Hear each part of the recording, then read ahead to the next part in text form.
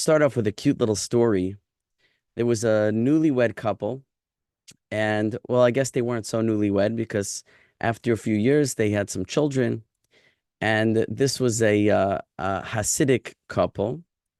And what the father noticed, you see, Jews, we have a custom that at bedtime we say what's called the bedtime Shema. We say the verses in the Torah of the Shema from Deuteronomy, declaring God's oneness, and saying other verses from the Torah and verses from other places in Tanakh, which are said to be of a protective nature, so that when we lie down at night, we have spiritual energies protecting us that we generate with the recitation of these verses.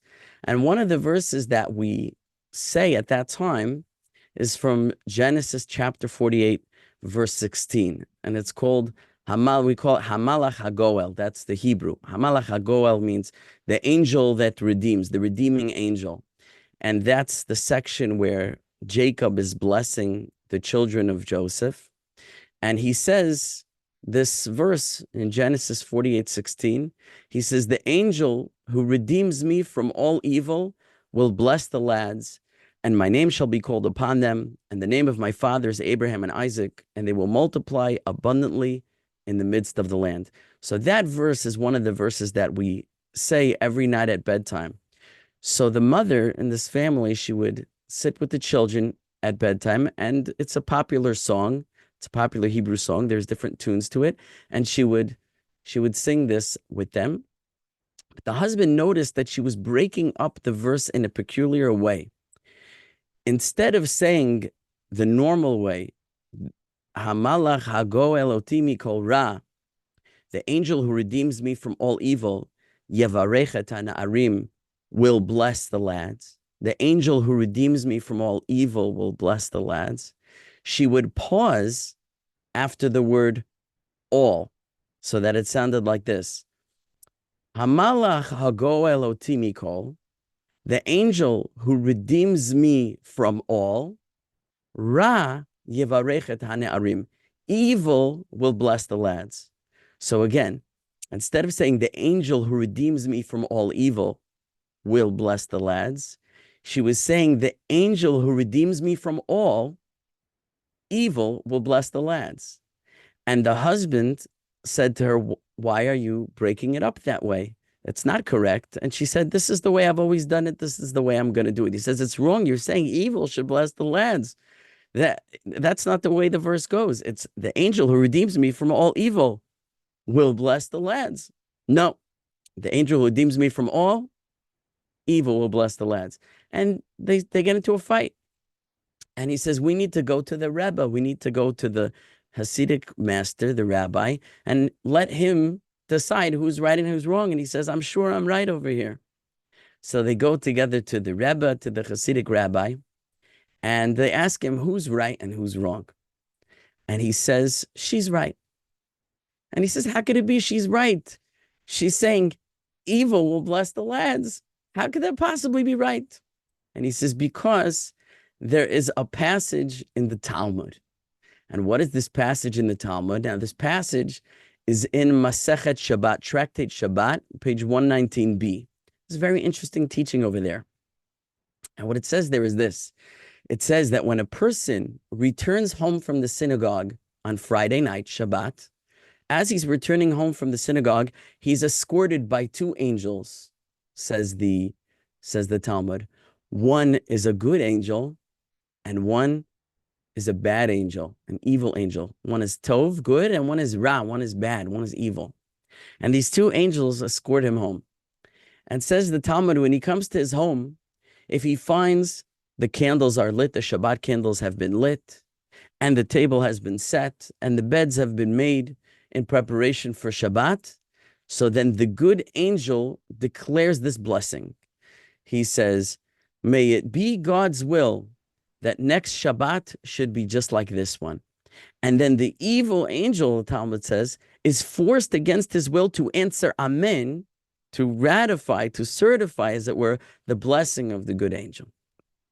But if he returns home from the synagogue and the Shabbat candle is not lit, and the table is not set, and the beds are not made, So then the evil angel declares, may it be God's will that next Shabbat should be just like this one. And the good angel is forced against his will to answer Amen to the blessing of the evil angel.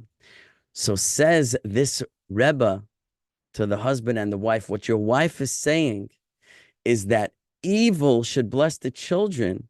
That means the angel that redeems me from all. The evil angel should bless the children. It's a blessing that when the man comes home and he sees that Shabbat is ready and the angel blesses that next Shabbat should be like this one, that the evil angel should be forced also to say Amen and to bless the children the family with this Shabbat blessing. And that's the meaning of evil will bless the lads. Now, between you and me, of course, that's not the correct reading of the verse. And this Rebbe was very wise in the way he was able to make peace between the husband and wife in order to explain her way of doing it in a way that suited this teaching of the Talmud. But when we examine this teaching of the Talmud, so again, let's look at it and see that it tells us that when a man returns from synagogue Friday night, there are two angels escorting him. It says one is good and one is evil.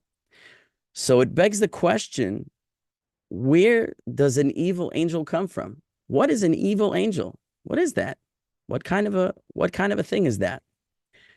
So to answer that question, I want to take you to another passage of the Talmud which analyzes a section in this week's Parsha.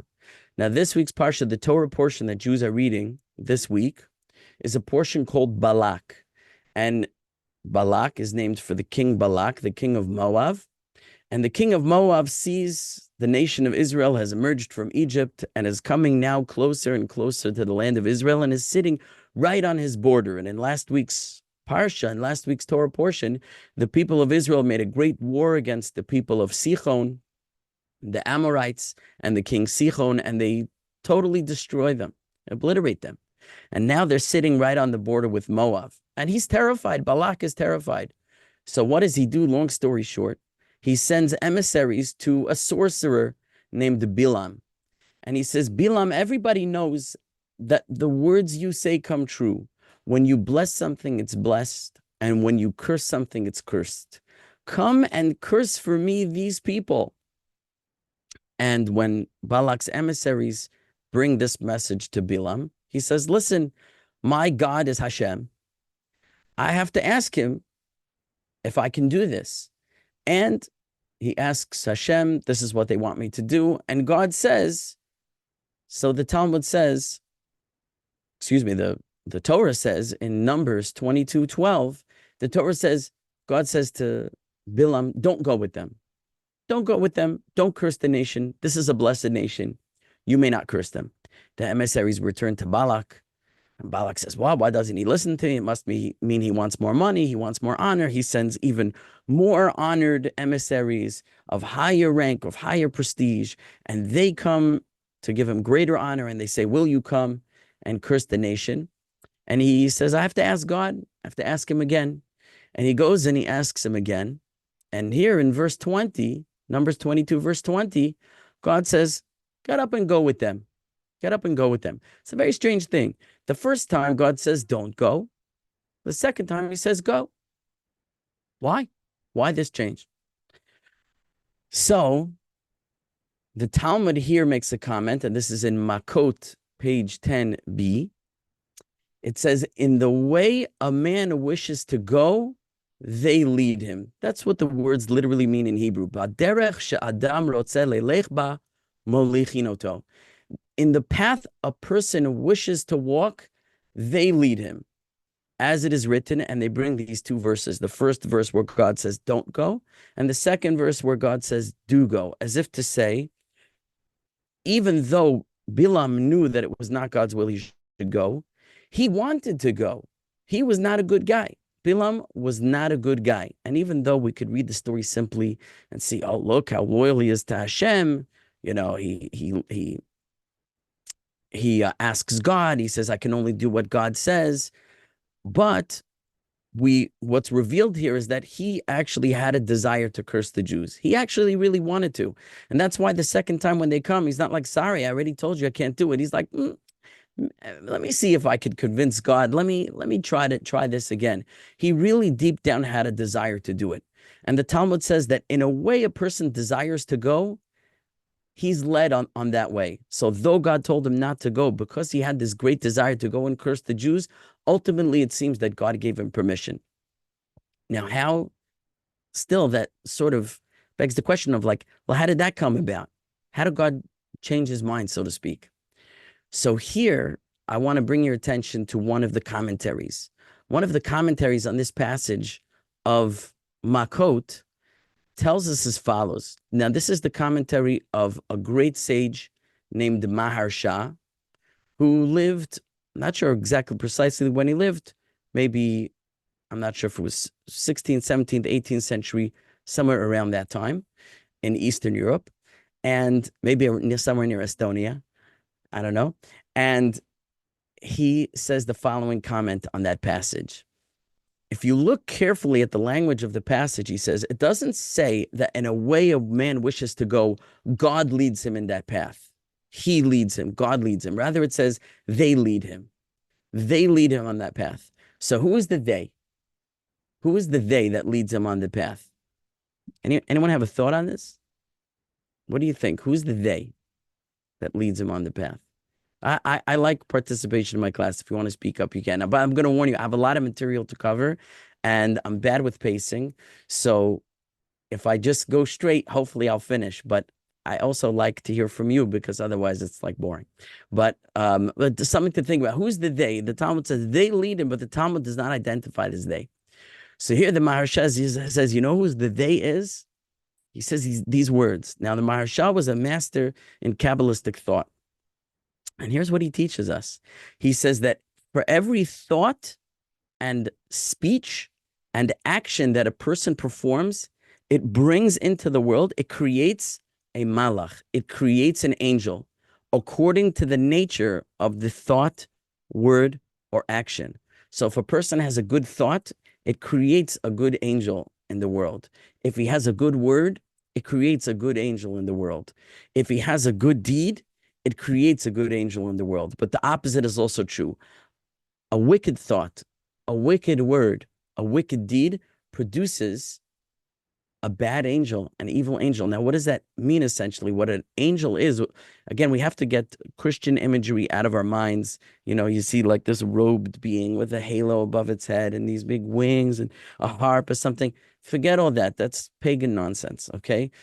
Essentially, what an angel is, it's a being that represents the crystallized, the materialized, if you will, although of a spiritual material, of a spiritual substance, if you will, a materialized form of the will of God. When God wills something to happen, it creates a spiritual emissary.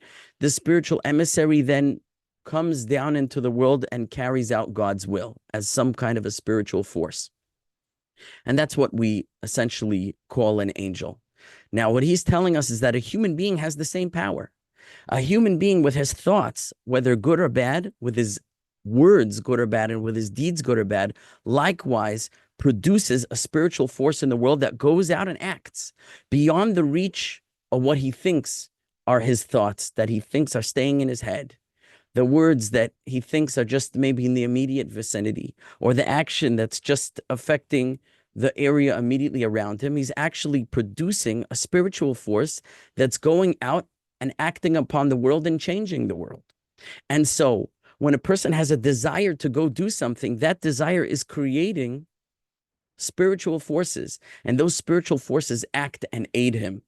And so here, the spiritual forces, if you will, the angels created by Bilam's wicked intent to go and curse the Jews, actually produced a force that then came in the world to go lead him on his way. So just to put a little more juice on it, generally speaking, with the exception of Moses, prophecy, the message of God to a prophet, comes through such a spiritual channel that's also identified as a malach, as an angel. And it's as though the angel that he created, that wanted to go and curse the Jews, created an emissary that spoke to him and said, in the name of God, go and do it. And it's something of a cautionary tale of how our own desires and intentions can create, again, I'm not talking about schizophrenia, but can create a kind of voice, if you will, in our mind that tells us this is what we should do. And we feel like this is what God wants me to do. We could even convince ourselves that this is what God wants me to do because it's just our own desires that are acting as spiritual forces, but what you might call a malach ra, like an evil, wicked angel. So where do evil angels come from? They come from us. We create them, God forbid, with our own thoughts, words, and deeds. Now, what I want to get to next is where does this power come from? How does man, now I understand God. God is all powerful. He's the master of the universe. He has a desire, and that desire produces a spiritual force that acts in the world. But how did I get that ability?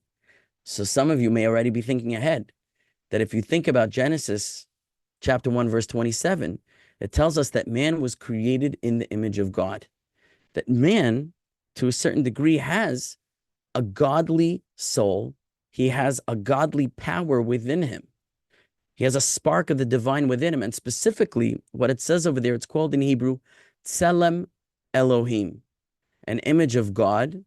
And that name, we know God has different names. There's the name that we say Hashem, because we don't want to pronounce that holy name when we're not praying or reading scripture.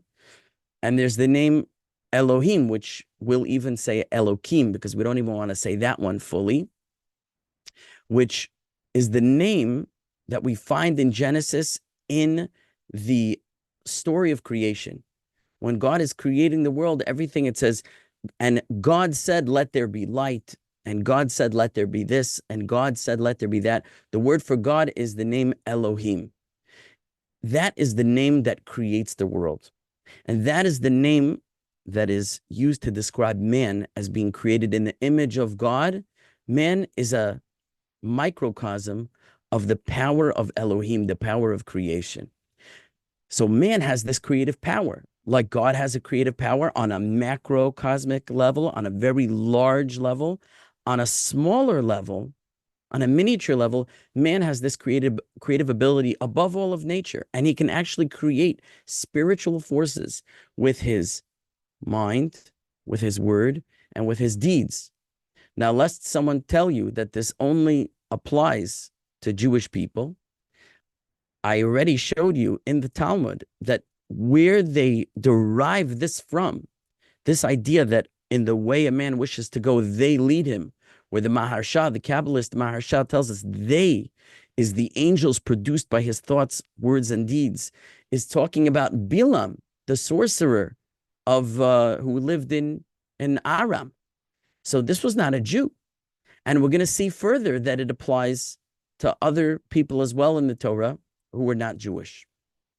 Now, just to be transparent, I will grant that it may well be that a Jew has a greater power in this regard, in that in the concentric circles of those who are more plugged in and more connected, having the Sinaitic covenant and the 613 commandments, it could be that a Jew's thoughts, words, and deeds have a grander impact on the cosmos, but that's not to diminish from the fact that every human being that's created in the image of God has this power. Now, what I want to look at next is a verse in Genesis 2, verse 7. Now, Genesis 2 was sort of a parallel creation account of the creation of man. So we had like the larger picture of the 7 days of creation, as it were, and the Sabbath. And then in chapter 2, we sort of zoom in on the creation story of man himself. And in verse 7, it tells us that God formed man from the dust of the earth. He breathed into his nostrils, nishmat chaim, it says in Hebrew, literally the soul of life. He breathed the soul into this body that God created. And then it says, and the man became a living being. Vayhi ha'adam lenefesh chaya, and the man became a living being. Now here, there is a very famous translation of the Torah, an ancient translation called Targum Onkelos. Targum Onkelos means the translation of Onkelos. Onkelos was a Roman who converted to Judaism in around the 2nd century. And he wrote an Aramaic translation of the Torah, which is something of an interpretive translation. It's almost directly word for word translation, but there are some passages which are interpretive, where you have maybe cryptic passages in Hebrew. The Aramaic will be more explanatory. And this is one of those passages where it says that the soul came into man's body and he became nefesh chaya, a living being. This is one of the places where the Targum makes a significant, you might say, interpretation in his translation. And he says these words. He translates, God created man, dust of the earth, and he breathed in his nostrils the soul of life.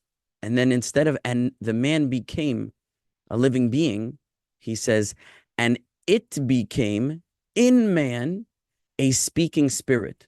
The soul, the spiritual content, that breath of God, the breath of God that entered into man, became within man a speaking spirit. What does it mean to be a living being? Now, newsflash, it says by the animals, they were also a living being, but they didn't have the breath of God in them. So the living being that it's talking about by an animal is not the same as the living being that it's talking about by man, because only by man do we have the breath of God going into him. And that's why the Onkelos over here felt he needed to elaborate that this living being is of a higher level than the rest of creation.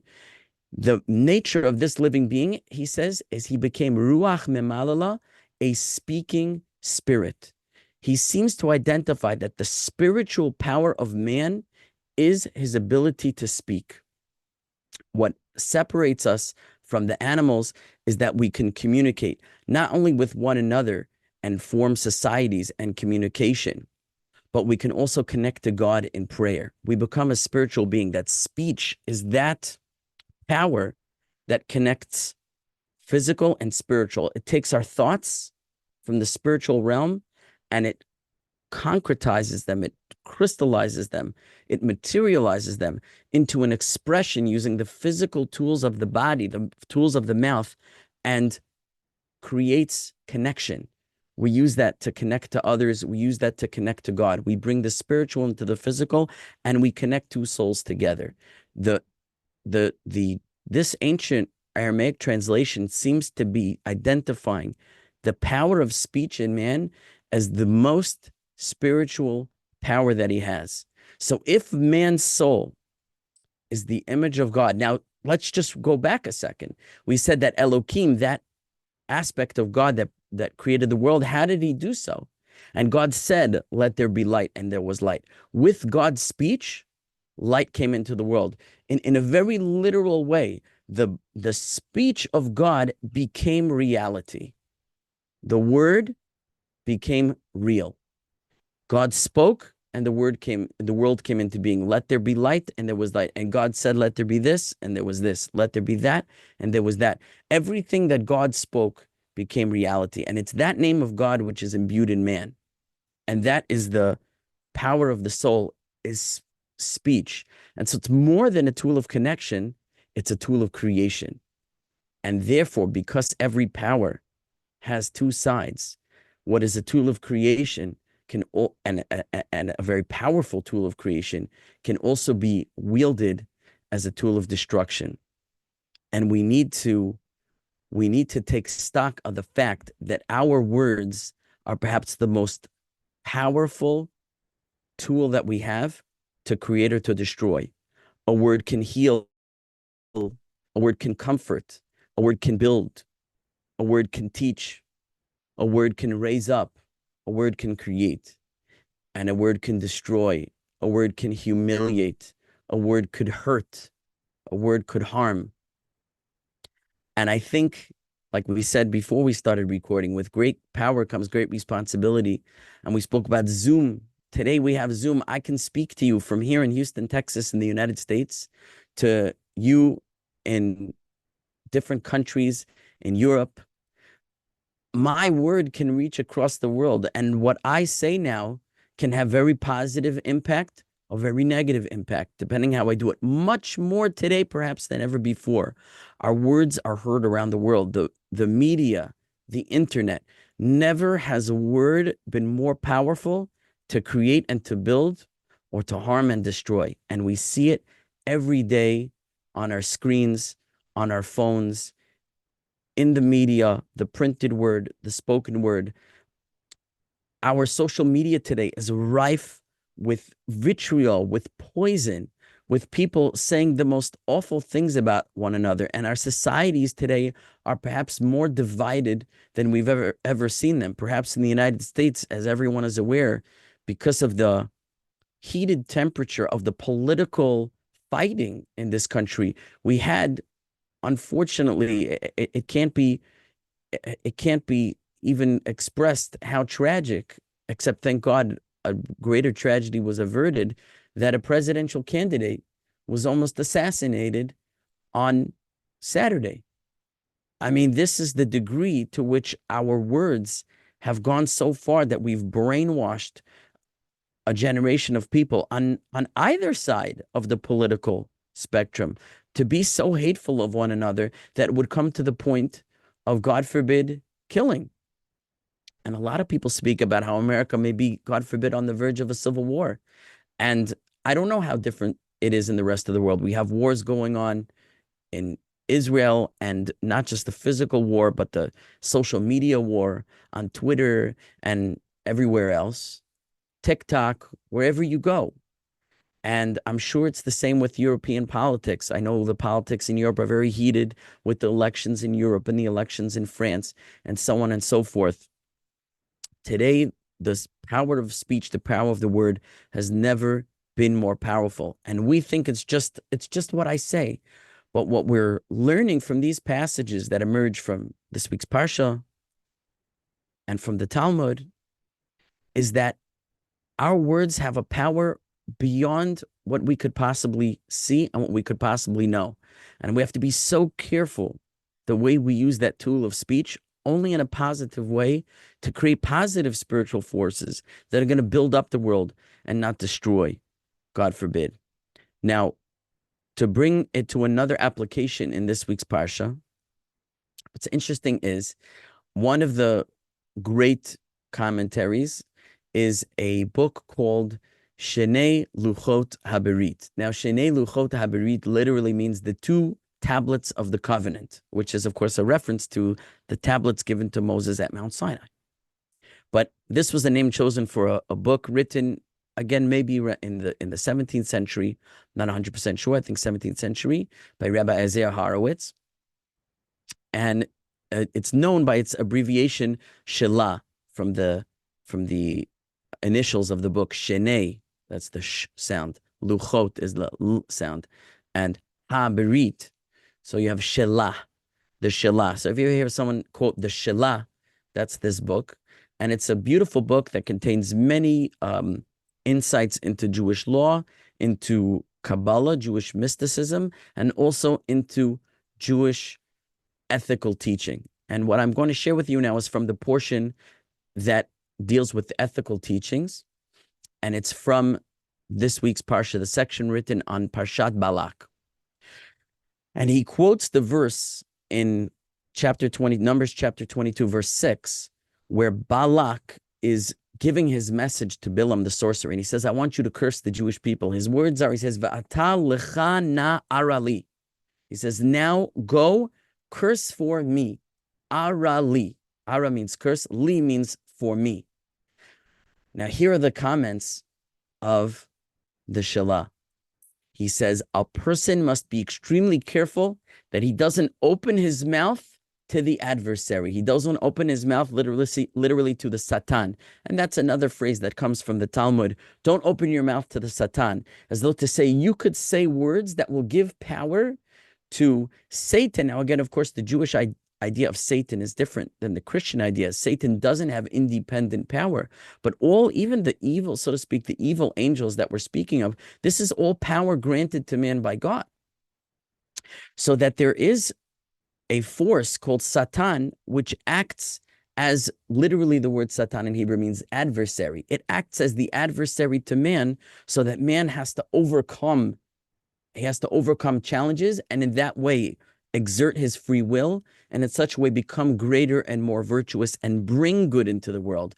But the Talmud cautions that a person could almost empower the Satan by bringing more negative energy into the world, by opening his mouth, the Talmud says, and speaking negative words. So the Shalah says over here, how careful a person must be. We learn from this expression of Balak, where he says, curse for me the people. How careful a person must be that he doesn't open his mouth to the adversary, as it were, giving power to the adversarial evil forces. And how do we see that from this verse? He says, even if a person speaks unintentionally, he doesn't mean to say bad, but his words can be construed in a negative way. That has power. That has negative power. And the very energy that he puts out into the world negatively will come back and impact him negatively. And he says, therefore, when Balak said to Bilam, go and curse for me the people, the word in Hebrew, arali, curse for me. So li, for me, if anyone knows Hebrew, li could also mean to me. The word li could mean both for me, but also could mean to me or about me, if you will, at me. So he said, curse for me. It's as if he was saying, curse at me, curse upon me, curse toward me. It's as, even though that wasn't his intention. I mean, for me, for my benefit, curse those people. But he still said the words for me, which in Hebrew could also mean to me, curse toward me, curse at me. And he says his own mouth caused his own downfall, because what do we see happens at the end?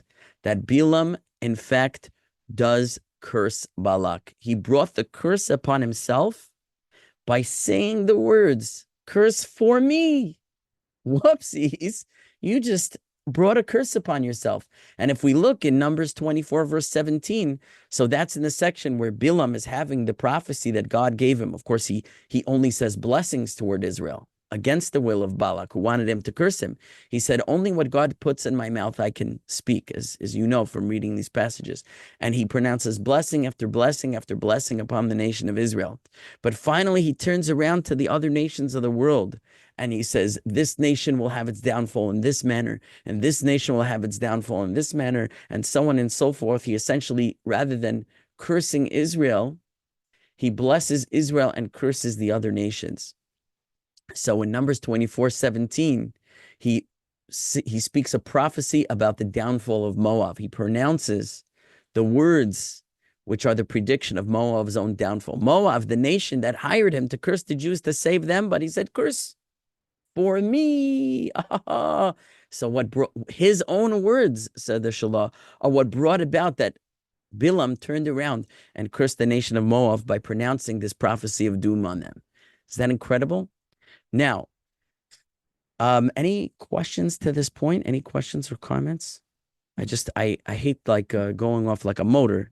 If anyone has anything to say, I just want to pause for a moment. I have a practical question. So Yeah. when you say we have to improve our speech, so is there a book or a Musar or whatever what is appropriate for Noahites to read and to learn about and to improve our speech? Yes, excellent question. So I was going to get to that right now. So anyone who's listened to me speak to Noahides know I'm a big fan and I'm a big advocate of the book, The Divine Code by Rabbi Moshe Weiner. As far as I have seen, it is the most extensive and thorough treatment and collection of laws relevant to the Ben Noach that exists. Rabbi Shirky has a book, Berit Shalom, I believe, but it's a much smaller book, a much smaller scope. The scope of the Divine Code is much more encompassing.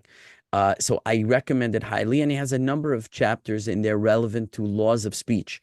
For example, he talks about laws of vows and oaths, where even though we don't find explicitly that Noahides are commanded in vows and oaths, but he says it follows logically that a person should be truthful in their words, and therefore the commandments and the laws regarding laws and oaths should be abided by Noahides.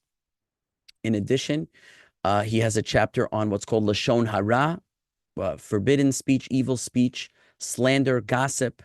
Now it's that chapter is much more truncated than the classic book on the subject, which Jews study Although I'll just say two things. Number one, in that chapter, you could learn a lot about the proper way to use your speech in an appropriate, positive manner. He has a chapter on that. But in addition, if a person wanted to expand his observance of this precept and get one of two very highly recommended books, they're available in English and maybe other languages. You have the book Chafetz Chaim in Hebrew, but it's also translated in English. There's a book called A Lesson a Day, which breaks down the... Now, Chafetz Chaim, what is that? It's a book by Rabbi Yisrael Meir Kagan, who lived in the 19th and early 20th century. He collected from throughout the Talmud, basically all the statements relevant to the laws of speech, and he compiled it into a single volume. And the title of the book, Chafetz Chaim, is from the verse in the Psalms, I think it's chapter 34, where it says, Mi ha'ish ha'chafetz chaim, who is the man who desires life? Ohev yamim lirot tov, he loves days to see good. Nitzor l'shonacha meira, if so, it says you should guard your mouth from speaking evil. And your lips from speaking deceitfully. So the one who desires life is one who guards his speech. So when he wrote his book on the proper speech, he called it Chafetz Chaim, the one who desires life. And in fact, whenever we refer to the person, the Chafetz Chaim, we always mean Rabbi Yisrael Meir Kagan. He became known by the name of his book. So that is, now, while those laws are, it's a book really written for Jews as far as their obligations. And I'm not prepared to say that a Noahide is specifically commanded in this. However, since the Noahide commandments are to build a positive, moral, upright society, and among that is proper relations between man and his fellow man, it is certainly positive to learn what the Torah regards as proper speech and to follow that to the best of our ability. Jews, I'm sorry to say, fall short in this because it's a very difficult area to follow, but it's something that we all must follow. And I have more to say about that, but I see is raising a hand maybe.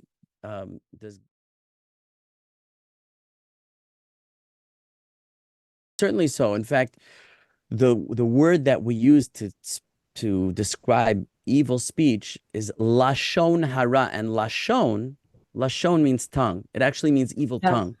The tongue is the organ that essentially represents speech. I have a source in my notes that if we have time, I'll get to. We're running short on time, so that's very true. There's a lot to say about the organs of speech. The fact that our sages tell us that on every opening, God put guards. We have the eyes, and God put the eyelids to close it, so we shouldn't see what we shouldn't look at. And the ears have a hole, but God made the finger perfectly shaped to stick in the ears. We could close the ears if we need to, right? We can plug our nose.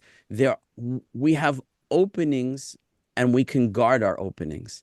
But there's one opening where God put extra guards, and that's the mouth, where in front of the tongue, to guard the tongue. And by the way, Shmirat Halashon, that's the other book written by the same author. He wrote another book on the same topic called Shmirat Halashon, which means guarding the tongue. And there's another book in English called Guard Your Tongue, which is highly recommended. It's the same idea. So A Lesson a Day, which is the Chafetz Chaim, or Guard Your Tongue. They're basically both adaptations of the Chafetz Chaim's works. One is called Chafetz Chaim, one is called Shmirat Halashon. God put two guards. He put the teeth and any other opening because this is the most dangerous tool, right? More guards than anything else. So the question I received on the chat, I'm just going to read it out. Can you explain a bit more on the Tov and Ra angels in relations to Jacob's dream with a ladder? Did Tov and Ra angels go back and forth? Or is the Ra angel more like the Yetzer Hara? Okay, I have not thought about this in relation to Jacob's dream. I'm off the top of my head, I'm not aware of a teaching that relates specifically the good and bad angels to those going on the ladder. There's a lot to say about the ladder. And as a matter of fact, there is a teaching of the sages that the angels going up and down the ladder were actually the guardian angels of the nations that would exile the Jews. And he saw them climb up the rungs of the ladder, the number of years that they would preside over the Jewish nation and then come down. And, it counts. This one went up 70 years for Babylonia, and this one went up X amount of years for Persia, and then the guardian angel of Greece and the guardian angel of Rome, which is the Roman exile, those who destroyed the temple and exiled the Jews, the exile from which we have not fully returned to this day. It says he saw him go up and not come down, as though to say that exile would be so long that it would be impossible to count the number of years. That's not to say he won't ultimately come down, but Jacob didn't immediately see the end of that exile. And that now those you might say are evil angels, if you will. Maybe they're empowered by the sins of the Jews. And there's actually a lot to say about that, of why the other angels, I'll say right now, actually, it's on the topic. I'll go off my prepared notes. Why the other angels came down so quickly. So I'll tell you this. It says that there are 3 cardinal sins. And the 3 cardinal sins in Judaism are sins that a Jew has to give up his life rather than transgress. Even though for all other commandments, a Jew can transgress them to save a life, but not these 3. And they are idolatry, murder, and sexual immorality, right? Adultery, incest, etc. Now it says, the Talmud says, why was the first temple destroyed? The first temple was destroyed because of the 3 cardinal sins. The Jews were committing the 3 cardinal sins, and that brought about the destruction of the first temple. Why was the second temple destroyed? Is because of hatred of one Jew to another. And as a matter of fact, the Chafetz Chaim, whom I mentioned in his introduction to the book, goes to lengths to prove that implied in that statement of hatred of one Jew for another is what led to the destruction of the second temple, is because of the root of that hatred was negative speech, one Jew about his fellow Jew. And therefore he says it's actually negative speech that brought about the destruction of the temple. And he brings a source in the Talmud that says that negative speech is equivalent to the 3 cardinal sins combined. Murder, idolatry, and adultery are all subsumed. They're all sort of contained within the one sin, as it were, of negative speech, that it's so destructive, that it's more destructive than the 3 cardinal sins combined. So though the Jews were outwardly pious in the time of the second temple, but because of their evil speech and the subsequent hatred that it brought about, that led to the destruction of the second temple. And so that's why, you're going to say, what's why? Listen, the first temple was only destroyed for 70 years. It was a short exile. But the second temple is destroyed till today because the cardinal sins are much easier to atone for. And the reason they're much easier to atone for is because they're very overt, they're very outward, and they're very obviously evil. So when something is overt and obviously evil, I see it, I confront it, and I am moved to change it. Oh my goodness, idolatry, murder, sexual immorality, these things are so heinous, and they're in my face. I must respond to this and get rid of them. And so because the nature of those sins are so extreme, they elicit an extreme response, and they are corrected quickly and powerfully. But the sin of evil speech is so subtle, like it doesn't even feel like I'm doing anything wrong. All I did was say something. So we brush it under the rug, we wipe it away, and we say, I'm a righteous person. We don't introspect, we don't look inside and say, you know what, I need to change something. And because we don't do that, we never correct it and we never get better. So the sin of evil speech is what led to that, empowering that angel to climb so high above us that it would almost never come down, because it's like a sin that's almost impossible to recover from. Now we must recover from it, and we will recover from it, but it will take much more work because it's harder to see, it's harder to feel the severity of it. And so we struggle more in fixing it. Okay, so that's maybe the relationship between the evil speech and the angels in Jacob's ladder. What was the second part of the question? Okay, very good. So you'll notice that I mentioned before the Satan, that the Shalah quoted the Talmud that says, "Don't open your mouth to the adversary. Don't give the adversary, the Satan, power with your mouth," which fits into what we were saying before. Now, the Talmud also identifies that the Satan, the adversary angel, as it were, is synonymous with the Yetzer Hara. The Yetzer Hara, the evil inclination, is Satan, as you see in the book of Job, where the Satan is sent to test Job. This force that tests us, tests our loyalty to God, is an emissary of God, which is the adversary, as it were. It is the Satan. So the Satan is the Yetzer Hara, and it says, and it is the angel of death.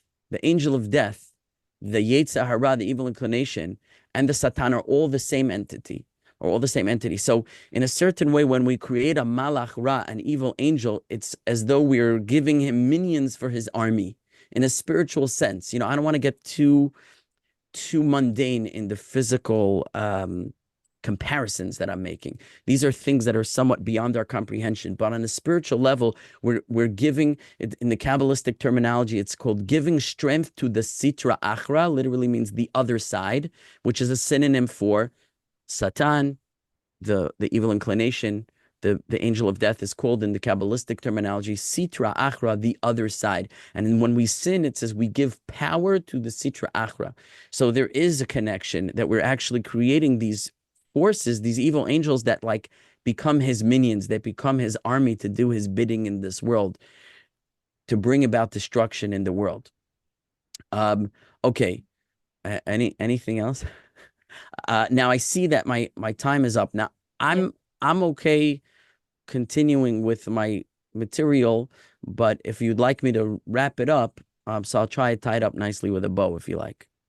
that's up to you. Okay, I don't want to, they say no one will ever complain that you spoke too short. So, I think we've said a lot of things. There was a section of Tanakh that I wanted to explore, but I'm afraid it might go too much over time. So we'll save it for another time. Uh, but let's go to the source I promised you before, which is my last source. I'm skipping something in the middle, but it's a little bit of a tangent. So we'll go directly to the end. In Proverbs chapter 18, verse 21, it says, "Death and life are in the hand of the tongue." You remember? I asked about the tongue. So death and life are in the hand of the tongue, it says. And those who love it shall eat its fruit, whatever that means. Those who love to speak, blah, blah, blah, blah, blah, will eat its fruit. They'll eat its fruit, good or bad. If you speak good, then you'll enjoy the fruit of your speech. And if you speak bad, if you love to talk, maybe silence is the best medicine. But if you love to talk, you'll eat the fruit of your speech, positive or negative, for all the reasons we said before. And like the Shalah said, he said, "Curse for me." That is what caused it. He ate the fruit of his own speech, and he got cursed.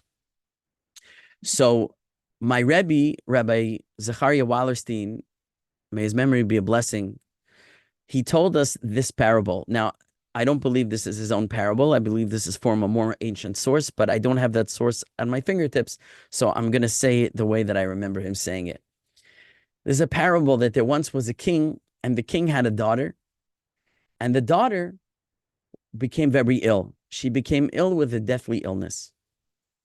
And the king sent for all the most skilled doctors in the land, and they all tried to help her, and they said, "There's nothing we can do." Finally, one doctor said, "The only remedy for her illness is she has to drink a cup of tiger's milk." The problem is, it's impossible to get a cup of tiger's milk, because who is going to get close enough to a tiger to milk the tiger without getting eaten by the tiger? So the king puts out a proclamation. He says, "Anyone who can get me a cup of tiger's milk, he will earn the hand of my daughter in marriage. He'll become heir to the throne." And so a fellow comes along and he says, I can get you a cup of tiger's milk. So the king says, okay, be my guest. Go ahead. So what does the fellow do? He goes out to the African savannah and he stays hidden in the bushes and he watches the tiger on the savannah there. And one night he sneaks out onto the savannah and he puts down a piece of meat. And he stays in the bushes and he watches the next day the tiger comes, sees the meat, and eats it up. The next night, the fellow drops another piece of meat there and he goes into the bushes. And when the tiger comes out, the man steps out of the bushes just one step out. And he allows the tiger to see him, but he doesn't approach enough to make the tiger feel threatened. And the tiger eats the meat and ignores the fellow. The next day, the person puts another piece of meat and he takes 2 steps towards the tiger. And the tiger sees him, ignores him, and takes the meat. And day after day, the man puts another piece of meat and he takes 1 step closer to the tiger until the tiger becomes very comfortable with the man's presence and does not attack him. At a certain point, the man gets so close to the tiger that he's able to pet the tiger. It's a mama tiger, conveniently. He's petting the mama tiger while she's eating the meat, and she becomes very comfortable with him. Until finally, while the mama tiger is eating the meat one day, he goes and he milks the tiger and he gets a cup of tiger's milk. He's traveling back to the kingdom and he sets up camp and he goes to sleep. And while he's sleeping, he has this dream. And in his dream, the different parts of his body begin to argue. And the hands say, I should get the reward because, I am the one who milked the tiger. And the feet say, no, I should get the reward because I'm the one who took us to the tiger step by step. And the brain says, I'm the one who should get the reward because I'm the one who came up with the plan. And they're all fighting who should be the full recipient of the king's reward, who gets the crown over the rest of the limbs of the body. And the tongue speaks up and says, I should get the reward. And they say, you, the tongue, what did you do? You did nothing. And they all laugh him off the stage and they don't give him a hearing. He says, you'll see. You'll see why I get the reward. The man finally comes back to the kingdom. He gets in front of the king and the king says, so did you bring it? And he says, yes, king. I hold here in my hand a cup of dog's milk. And the king says, what? And everyone's mouth in the court, the king's court, the throne room, their mouths drop open. What did he just say? And the king says, what did you say? A what? And he says, excuse me, king. I said, I have brought you a cup of dog's milk. And the man can't believe what he himself said. And the king says, are you mocking me? My daughter's dying. You're gone for a week, 2 weeks. I'm waiting for you to bring this to me, and you mock me by bringing me dog's milk. And he says, no, what I said is it's dog's milk. It's dog's milk. And he can't say it's tiger's milk. And the king says, guards, off with his head.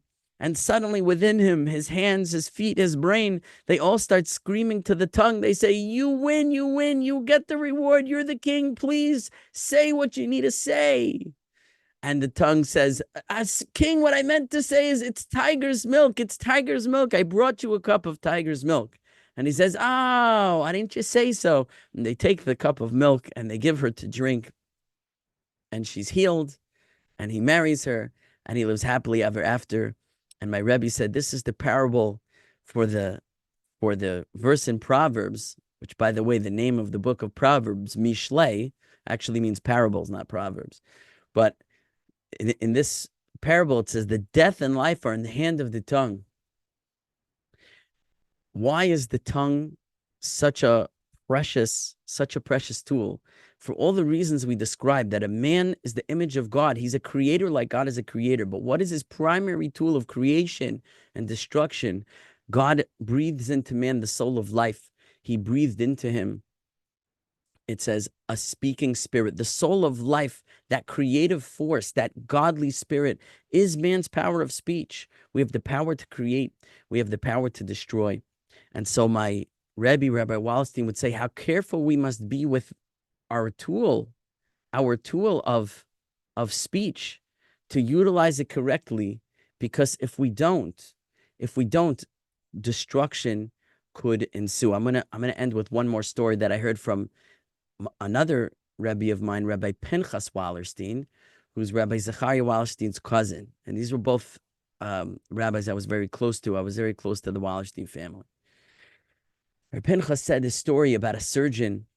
This is the top surgeon in the hospital, and he gets a surgery patient, and he goes and he conducts the surgery, and the surgery goes off without a hitch.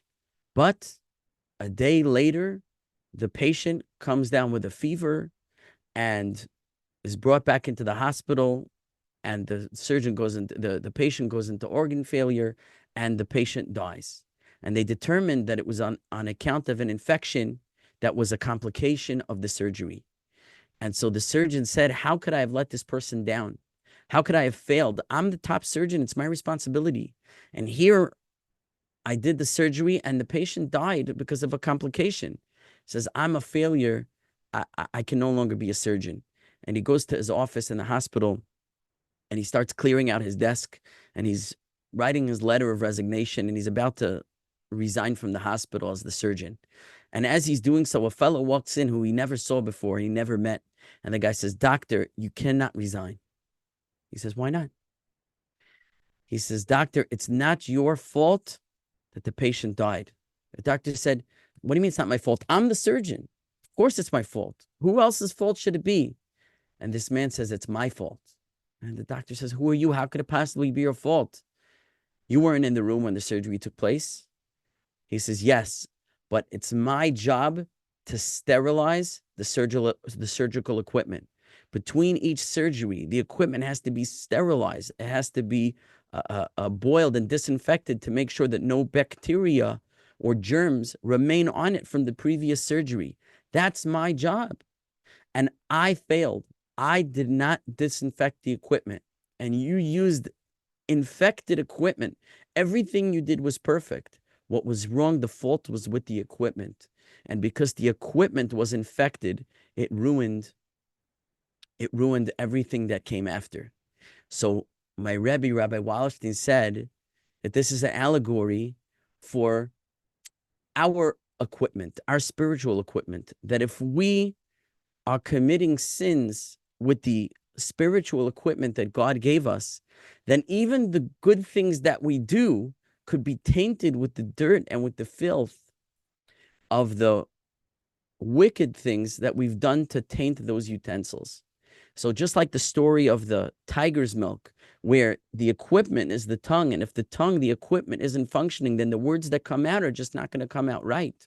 If we use our tongue and we use our speech for negative messaging, for destructive political vitriol of calling each other names because we disagree with one another, criticizing each other on social media and Facebook, leaving toxic, negative comments on people because you don't like what they have to say. And I'm talking even in the realm of religion, even in the realm of Judaism, even in the realm of Christianity.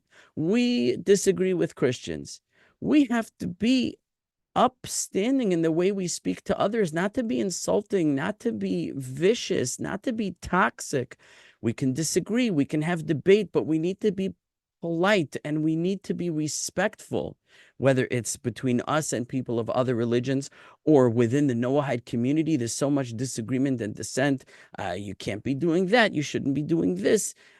Whether it's right or wrong, but the way that we approach one another has to be in a respectful way, because we can taint the Torah that we say. When I see rabbis getting up and saying toxic things about other people, this rabbi's a heretic, and this is wrong. I don't care if he's a heretic. Maybe he is. Keep that between you and him. Or if you have to warn people, it's true in halacha. We spoke about Lashon Hara. There are times that the Torah requires that we tell other people something negative about someone to warn that person and protect us from the damage that person could do to us. Make that private conversation. Make it a private communication and say it in a respectful way. articulate yourself. Don't call names and don't shame people and embarrass people and humiliate people and be toxic to people. Not in politics, not in religion, not between Judaism and other religions, not within Judaism, not within the Noahide community, Jews to Noahides, Noahides to Jews, to one another. We need to be fixing and correcting this tool so that we use it only in a positive way to put forward the positive spiritual energies that are going to repair the world and build the world and not, God forbid, destroy it. And now that we're in the month of Tammuz on the Hebrew calendar, and we're coming close to those fast days on the Jewish calendar that commemorate the destruction of the temple, which we said is because of Lashon Hara, it's because of this type of evil speech. If we can correct, everyone agrees to what I'm saying right now. All the rabbis agree to what I'm saying right now. This is very open. If we can correct the sin of evil speech, which is the root of the